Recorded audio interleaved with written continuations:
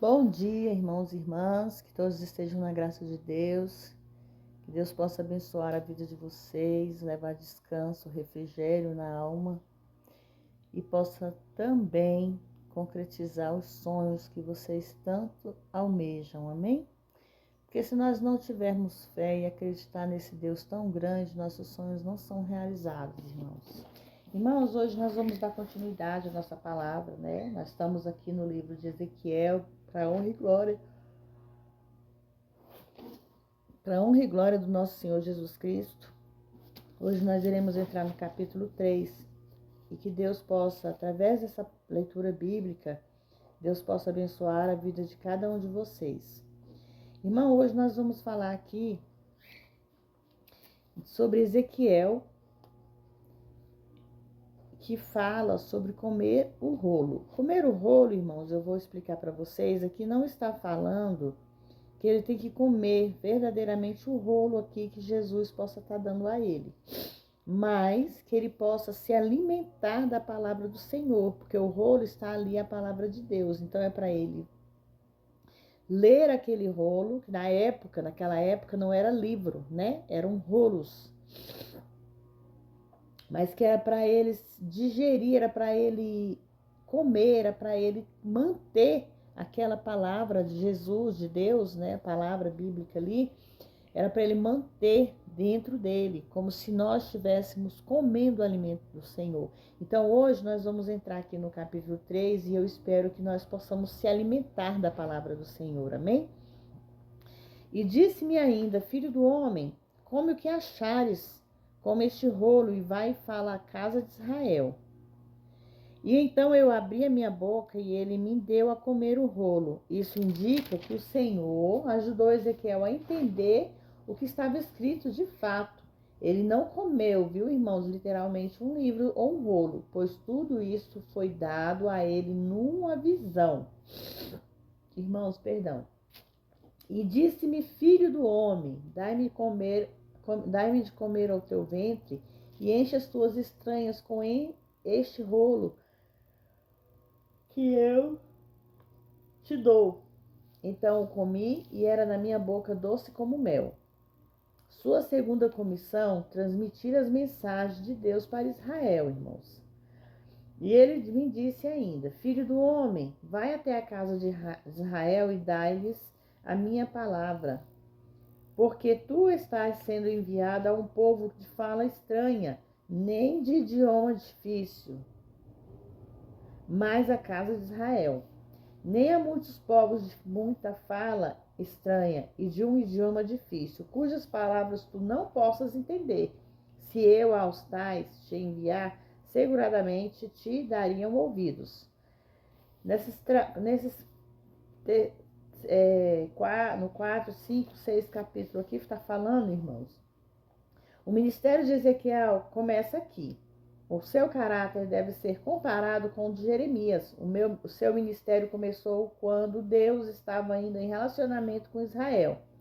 E enquanto ainda ele falava deles como meu povo. Como Ezequiel foi enviado a Israel, do mesmo modo Cristo foi enviado a Israel. Como Israel não ouviu, também não ouviria a Cristo. Em ambos os casos, isso resultou na destruição deles. A declaração divina seguradamente te dariam ouvidos, joga um feixe de luz através das trevas do mundo pagão e, de fato, em sombras, revela a vinda da igreja gentília. Irmãos, aqui nós vemos que não só naquela época, né, mas hoje também o mundo que nós vivemos está assim. As pessoas não querem dar ouvido à palavra do Senhor. Não querem se importar com o que Deus está falando conosco, amém? No versículo 7. Mas a casa de Israel não te quererá dar ouvidos. Olha só o que eu acabei de falar. Pois eles não querem dar ouvidos a mim, porque toda a casa de Israel é de coração duro e de fronte obstinada. A expressão fronte obstinada significa ser insolente, irmãos. E nesse sentido, tendo a palavra de Deus em desrespeito e demonstrando uma ousada arrogante. Irmãos, a expressão do coração duro significa insensível e impiedoso. Pessoas que não querem de modo nenhum ouvir a palavra de Deus.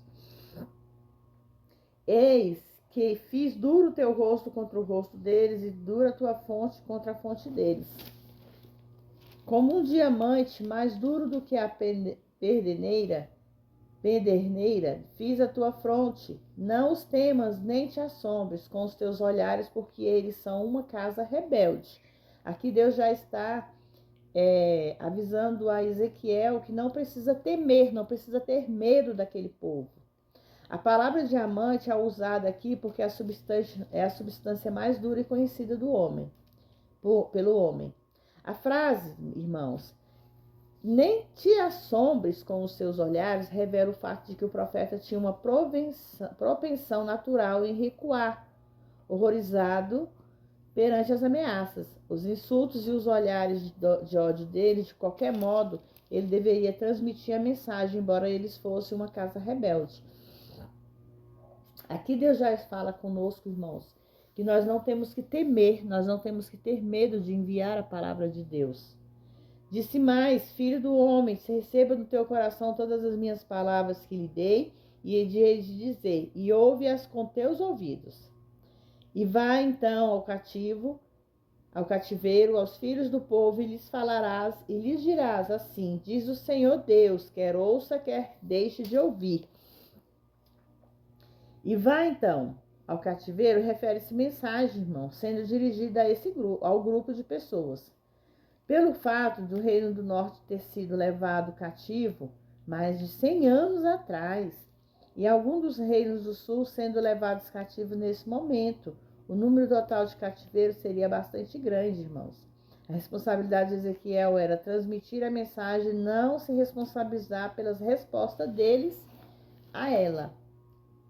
Irmãos, aqui a gente vê que muitas vezes nós levamos a palavra do Senhor. O que significa aqui nesse versículo? Que a responsabilidade nossa é transmitir a mensagem da palavra de Deus, mas não nos responsabilizamos pela resposta de cada um de vocês. Isso era no tempo antigo como é hoje. Nós estamos fazendo o que Deus quer que nós façamos. Então vai de livre-arbítrio vocês aceitarem a palavra de Deus. Amém? Então levantou meu espírito e ouviu por detrás de mim uma voz de grande estrondo, dizendo: bendita seja a glória do Senhor desde o seu lugar.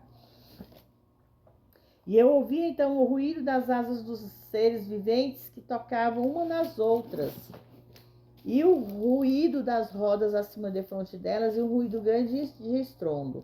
Então o Espírito me levantou e me levou, e eu entrei em amargura, no ardor do meu espírito, mas a mão do Senhor era forte sobre mim.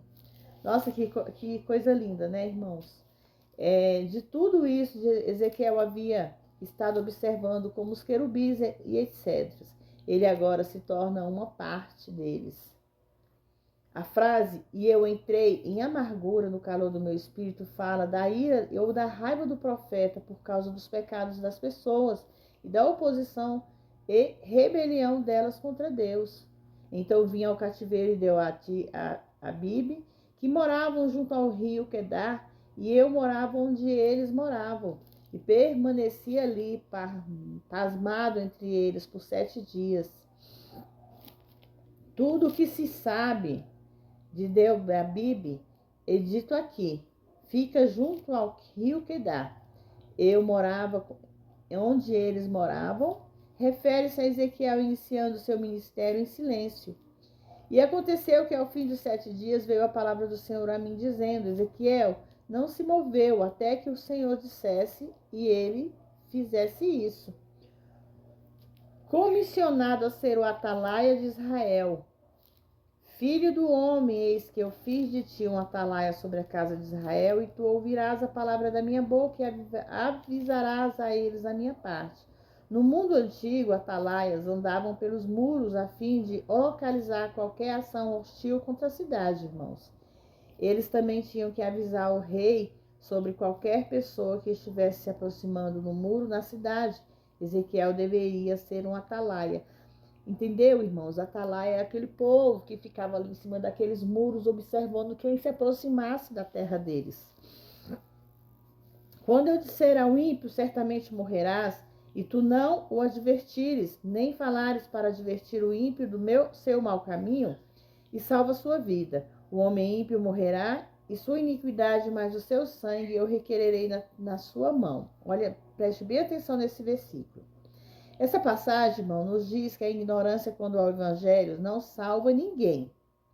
E também o pregador deve advertir o ímpio e fazer isso em termos bem claros. Se o ímpio não for advertido, significando que o pregador prega uma palavra falsa, quanto a pessoa morra em seu pecado.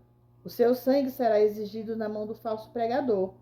De fato, todo pregador no mundo deveria ler esta passagem todos os dias, irmãos. Qual é a passagem? Comissionado a ser o atalaia de Israel no livro de Ezequiel, capítulo 3. Mas se advertires o ímpio e ele não se converter à sua iniquidade, de sua impiedade, nem do seu caminho ímpio, ele morrerá na sua iniquidade, mas tu livrarás sua alma. No versículo 19, está falando, irmãos, mas tu livrastes a tua alma. Significa que o juízo transmitido pelo profeta não depende dos resultados do seu ministério. Se os homens deram atenção à mensagem, se eles a rejeitaram, mas sim que ele tenha entregue a sua alma, isto é, cumprida a sua obrigação de atalaia. Portanto, a implicação é o que o profeta perderá a sua alma se não transmitir fielmente a palavra de Deus. O profeta também está sujeito a perder a sua alma se ele não transmitir fielmente a palavra de Deus, irmãos. Semelhante, quando a um homem justo se desviar da sua justiça e cometer iniquidade, e eu puser um tropeço diante dele, ele morrerá.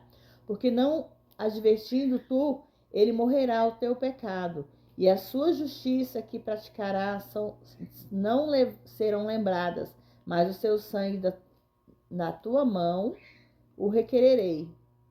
Essa passagem desmente a doutrina da eterna segurança incondicional, que não é bíblica, irmãos. E também o pregador não deve pregar apenas para o perdido, mas também para o justo, que se desvia da sua justiça. Se o pregador não faz isso, embora aquela pessoa se perca, o Senhor diz que o seu sangue da mão o requererei. Quantos pregadores de hoje têm fielmente advertido os ímpios e os justos?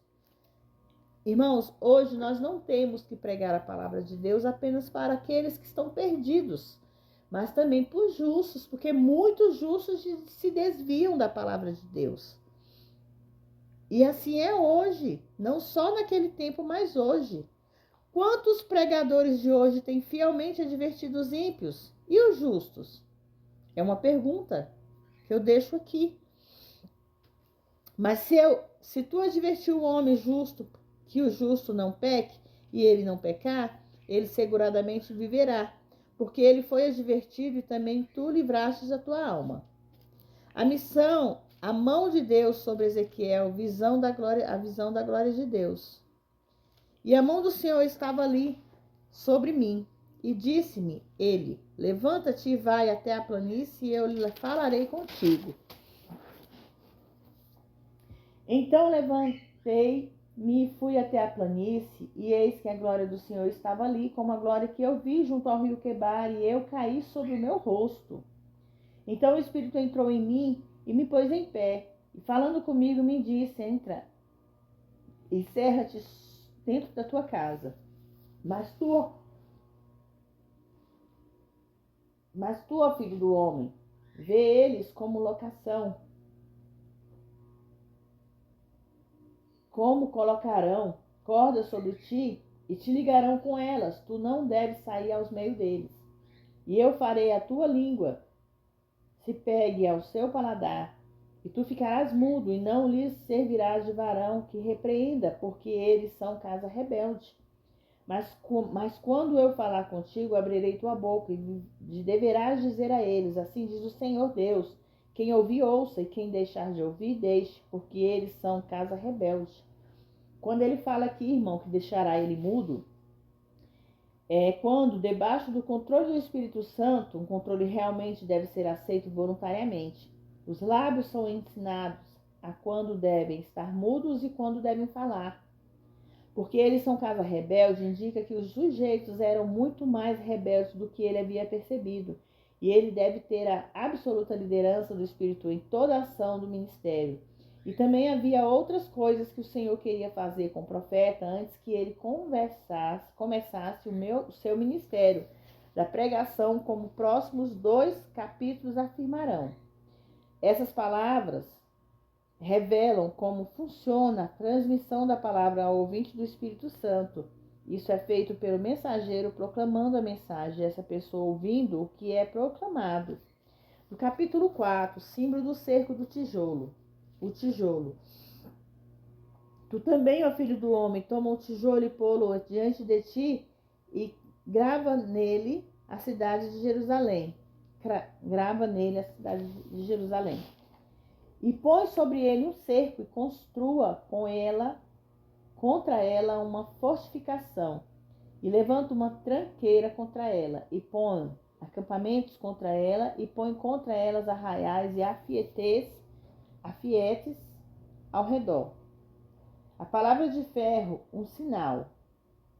E também toma uma panela de ferro e põe por muro de ferro entre tu e a cidade e dirige o teu rosto para ela. Assim ela será cercada e tu cercarás, e isso será um sinal para a casa de Israel. Vamos lá, irmãos, no primeiro capítulo, no primeiro e no segundo versículo. O tijolo era o modo como o registro eram mantidos nos tempos antigos. Eles eram vários tamanhos, mas em geral tinha cerca de 61 centímetros de comprimento e 30 centímetros de largura. Eram cobertos por uma escultura com escrita muito miúda, pelo menos na maioria dos casos, e às vezes com representação pictória. O simbolismo do tijolo é o primeiro que o Senhor usará por meio de Ezequiel. Tudo para tratar a sua mensagem, um esboço da cidade de Jerusalém deveria ser gravado sobre o tijolo. Isso estava acontecendo na Babilônia aproximadamente 4 anos antes de Jerusalém ser destruída por causa de Nabucodonosor. Portanto, o tempo da destruição está se aproximando, e é isso que o Senhor quer retratar para os exilados. O profeta deveria exibir este tijolo, retratando o esposo de Jerusalém, e fazer de maneira ao barro, de madeira ou barro, todos os artigos necessários para a destruição da cidade. Tudo isso deveria representar um cerco. Isso foi provavelmente deixado num lugar visível por um tempo bem longo e, sem dúvida, foi minuciosamente estudado por muitos dos exilados que facilmente discerniriam a sua mensagem. Sobre a panela de ferro, a panela significa um muro de ferro cercando a cidade em questão, ou pelo menos do lado do cerco, retratando o poder do exército babilônico. O sinal do braço, a duração do castigo de Deus, o sinal de deitar-se por 390 dias sobre o lado esquerdo, a punição de Israel. Tu também deitas sobre o teu lado esquerdo e põe a iniquidade da casa de Israel sobre ele. De acordo com o número de dias que deitares sobre ele, tu levarás as suas iniquidades. Porque eu já fichei os anos da iniquidade de acordo com o número dos dias, 390 dias, e tu levarás a iniquidade da casa de Israel. Irmãos, os 390 dias deveriam representar os 390 anos da sua iniquidade, contando tanto o reino do norte quanto o reino do sul. O Senhor demonstrava extremo desagrado com o reino do norte pelo fato de eles terem dividido a nação e voltado para os ídolos.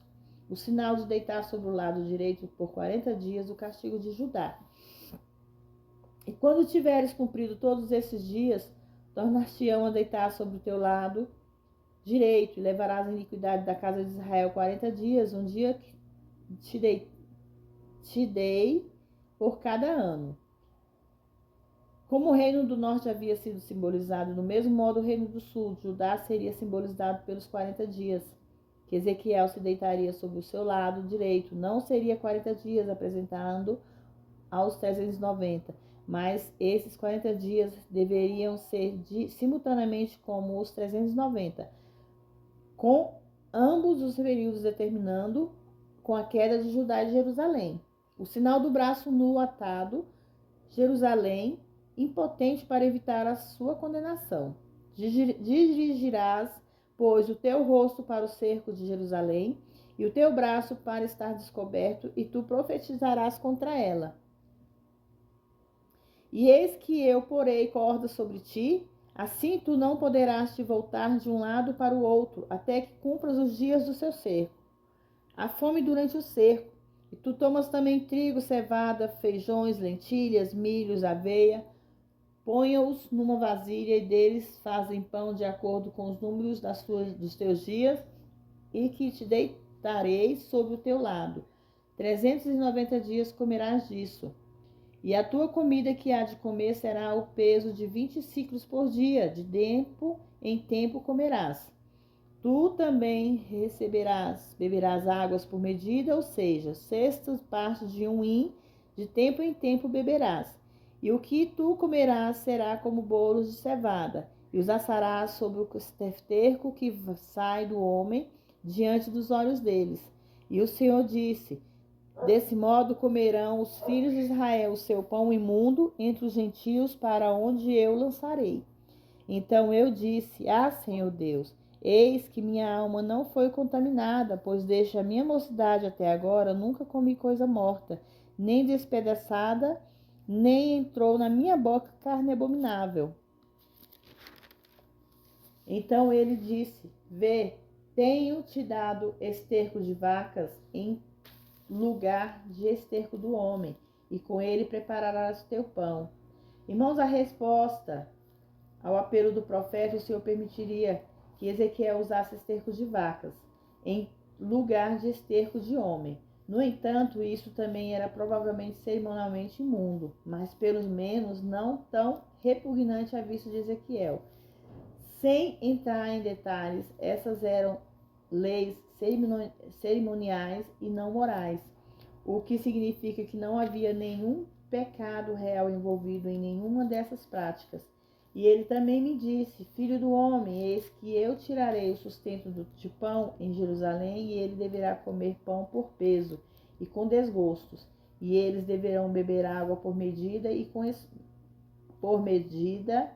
espanto, para que eles faltem o pão e a água, e se espantarão um dos outros e consumam as suas iniquidades.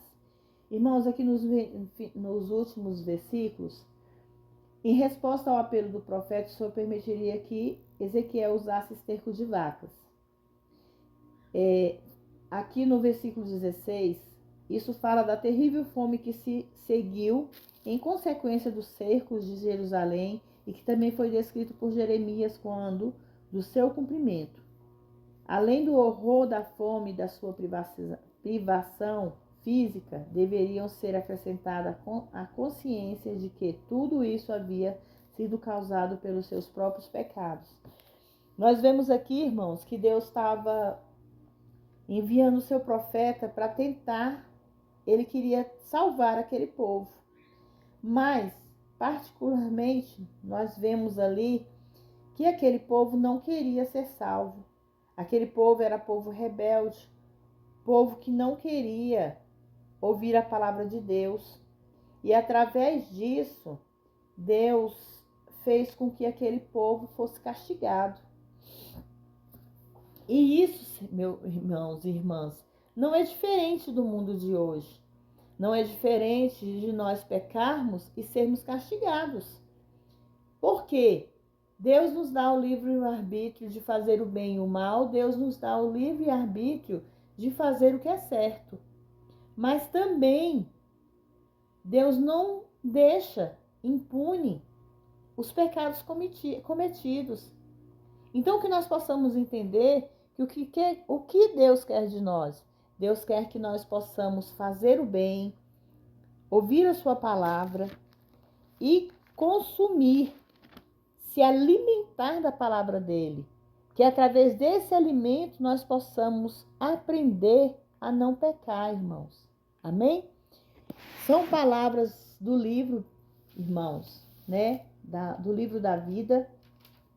Não estou aqui profetizando nada que Deus tenha falado. Deus falou através do livro. A única coisa que eu faço nesse momento é orar por cada um de vocês, é interceder por vidas e pedir a Deus que Deus possa abençoar a vida de cada um, que Deus possa levar provisão para aqueles que necessitam de alimentos, necessitam de um emprego, necessitam de uma vestimenta, que Deus possa entrar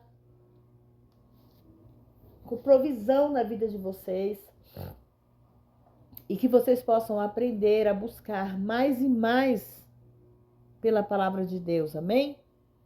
Que vocês todos fiquem na paz do Senhor, que essa leitura bíblica possa edificar a mente de vocês e que vocês possam buscar mais e mais discernimento em Deus. Fiquem na paz, que vocês possam compartilhar, que vocês possam se inscrever nesse canal. Envia, irmãos, essa leitura bíblica para que aquelas pessoas que estão ali sem comunicação, às vezes não sabem ler, mas que eles possam ouvir a palavra de Deus que está escrita no livro da vida. Envie não somente para os pecadores, mas para os justos, porque nós sabemos que existem muitos pecadores, que existem muitos justos, e isso aí só Deus sabe quem são. Deus sabe quem é cada um deles, Deus nos conhece de dentro para fora, e eu sei que Deus conhece a vida de cada um de vocês, amém? Fiquem todos na paz do Senhor.